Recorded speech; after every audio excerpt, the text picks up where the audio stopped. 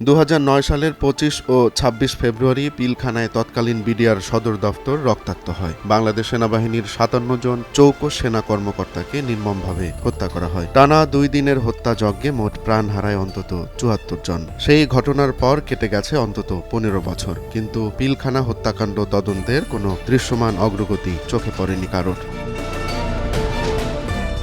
ঘটনার পর বিডিআর ভেঙে দিয়ে নতুনভাবে রিফর্ম করা হয় বিজিবি। দায়ের করা হয় একাধিক মামলা। কারা অন্তরীণ হন তৎকালীন বিডিআরের একাধিক সদস্য।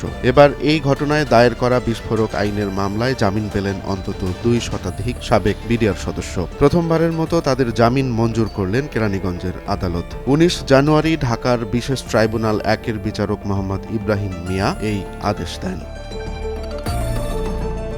রাষ্ট্রপক্ষের আইনজীবী বোরহানুদ্দিন খান জানান, যারা হত্যা মামলায় খালাস পেয়েছেন এবং যাদের বিরুদ্ধে হাইকোর্ট পর্যন্ত আর কোনো আপিল নেই, তারা এবার জামিন পেয়েছেন। তাদের মুক্তি দিতে আর কোনো বাধা নেই।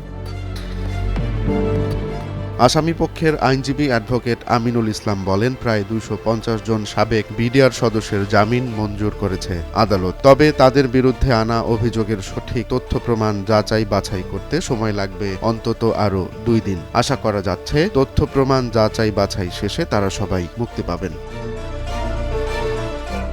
বিডিআর বিদ্রোহের ঘটনায় পরবর্তী সময়ে দায়ের করা মামলায় মোট ৮৩৪ জনকে অভিযুক্ত করা হয়। পরে গ্রেফতার এবং হেফাজতে থাকা আসামিদের বিচার শুরু হয় ২০১০ সালে। ১৫ বছরের দীর্ঘ প্রক্রিয়া শেষ হওয়ার পর এবার নতুন আদেশের ফলে আবারও আশার আলো দেখছেন ভুক্তভোগীরা।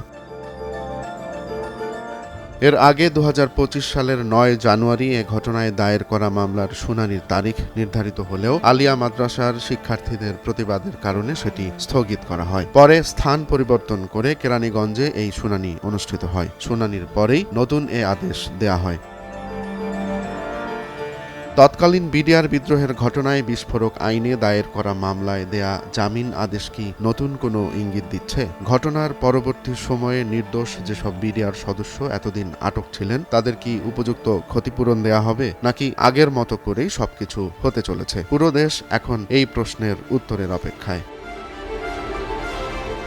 ১৫ বছর পর ২৫০ জন সাবেক বিডিআর সদস্যের জামিন শুধু একটি আইনি প্রক্রিয়া নয়, এটি সেই ভয়াল দিনের স্মৃতি এবং ব্যথার সঙ্গে এক নতুন অধ্যায়ের সূচনা। জাতি এখন তাকিয়ে এই ঘটনার পেছনে যারা জড়িত ছিল তাদের বিচারের অপেক্ষায়।